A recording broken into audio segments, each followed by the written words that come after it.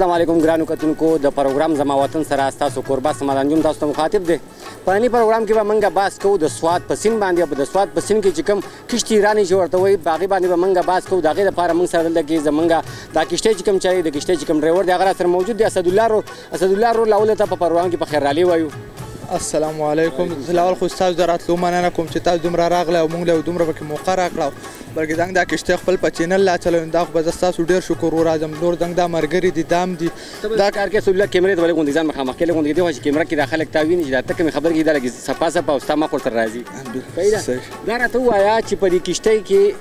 ته څو کسان راوړی شي څو کسان به یې ګرځولی شي او د هغې څه ریټ اخلي تر کوم ځای نه څومره چکر وله ورکوئ؟ دا خو شپږ کسان پکې هم راځي څلور پکې هم دا چې کله د اوبو مقدار ته مونږ ګورو نو چې کله اوبه تېزې نو په دې کې څلور کسه راوړو چې کله اوبه لږه په دې کې شپږ کسه راوړو. دا 100 روپۍ کسه لو ښه پوره چکر وله ورکوو ښه اوږد چکر وله ورکوو. د کراچۍ نه پنجاب نه د لاهور نه د هر ځای نه چې د کوم دا میلمانه راشي دا پکې ګرځو. شکر الحمدلله دا ډېر خوشحالی او بلکې دا سیند دا کار دا مونږ کوو. دا زمونږ ملګري نور هم دي دا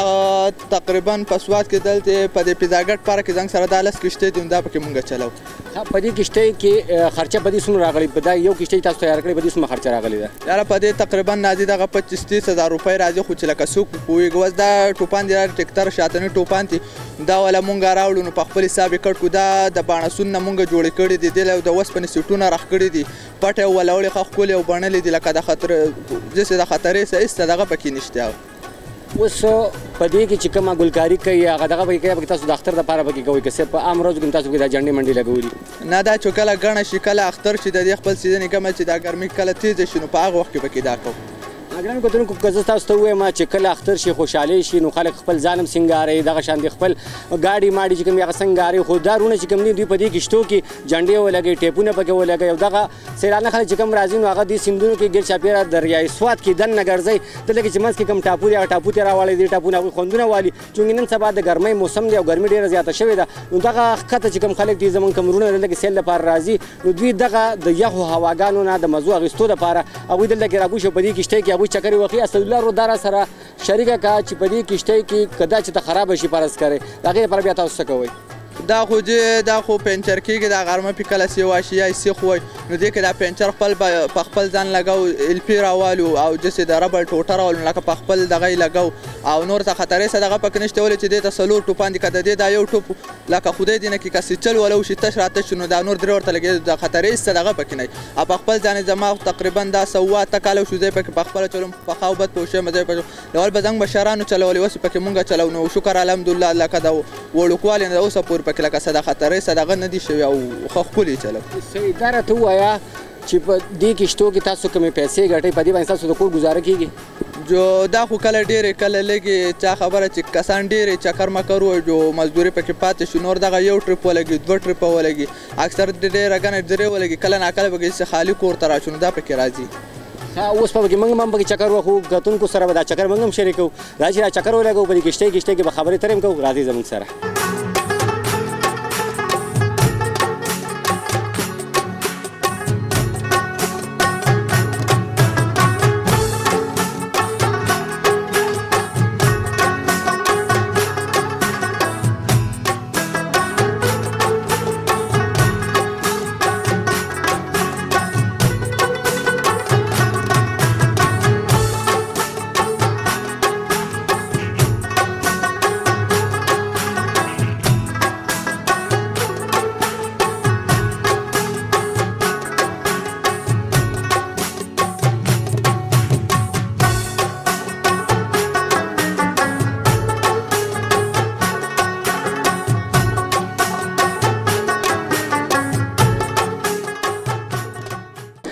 ګرانو کتونکو دې وخت کې موږ په کشتي رانی کې ناست یو او د سوات په دې سیند په منځ کې ګرځو. موږ سره عبدالله رور هغه هم د کشتۍ ډرایور دی دی راسره ختلی دی هم راته د کشتۍ په حوالې سره خبرې ترې کوي. رورجان دا راته ووایه چې کوم وخت کې دا سیلانه خلک دلته کې راشي دوی سره ستاسو رویه څنګه خلک تاسو نه خوشحاله ځي که د هغه نورو خلکو په شان تاسو سره هم هغوی څه ګیلې معنی لري؟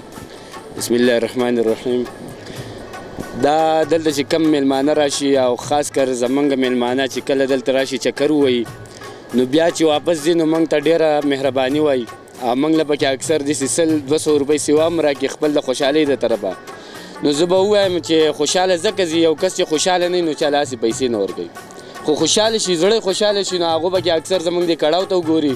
او دې ته وګوري چې یاره دو دا کم ذهن جنګولی دی او دلته کې د خلکو دپاره چکر دا دغې رخ کړی دی کشتۍ رخ کړې ده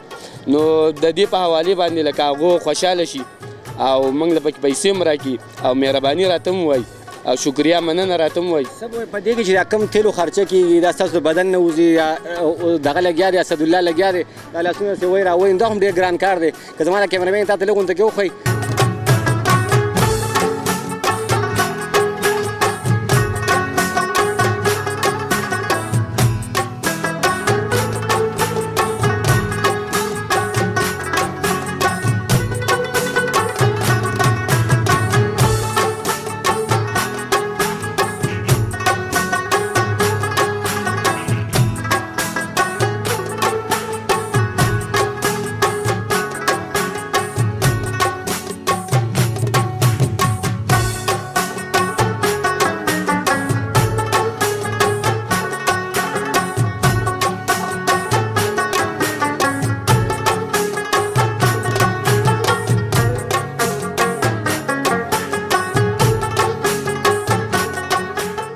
خو زموږ دا کتونکي که وګوري دا کشتۍ دا لاس والو دا هم ډېر ګران دي په دې باندې دې لپاره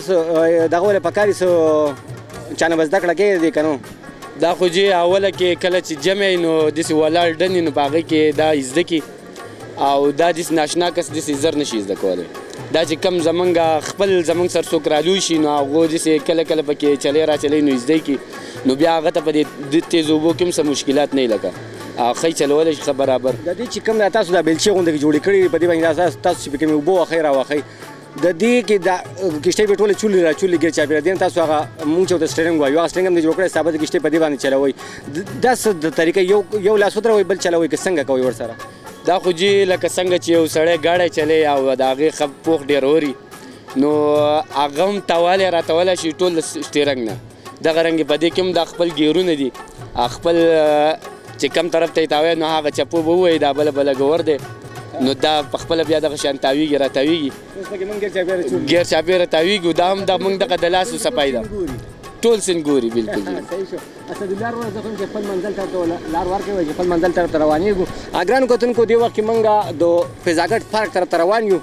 او دغه پارک چې کوم دی د هغې سیل هم در باندې کوو د هغې سیلونه تاسو د اول وکتل خو د هغې لغونې کې سیل هم در باندې کوو دا چې کوم سیلانه خلک راغلي دي هغوی سره به خبرې اترې کوو چې هغوی دلته کې سوات ته راغلي دي د سوات د موسم نه هغوی څومره مزې واخیستلې د کشتو په حوالې سره هغوی څه وایي او دلته کې به د کشتو کې چې ګرځي د دې خوند څنګه دی نو که ما نه څوک تپوس وکړي نو ماشاءالله دې ډېر زبردست خوند دی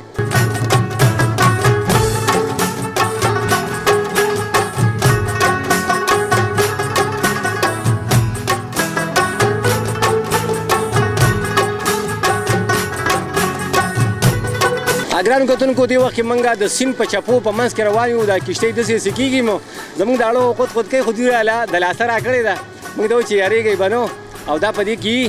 نو زه د دوی د کوم مشقت چې کوي کوم هلې ځلې چې کوي زه دوی ته هم سلوټ پیش کوم چې دا ډېر ګران کار دی د سیند دا چپې ته زموږ په شا باندې نه ډېرې زیاتې خطرناکې چپې دي او دې وخت کې د ګاډي سپیډ هم لږ تېز شوی دی نو امید لرم چې زمونږ د نننی چکر چې کوم دی خو اسدالله ورور دا هم راته ونه وایي چې تاسو سره لامبو درځي ښه دې دپاره که څوک هم دا کشتۍ چلوي نو له اول هغه له دا پکار دي چې هغه له لامبو ورځي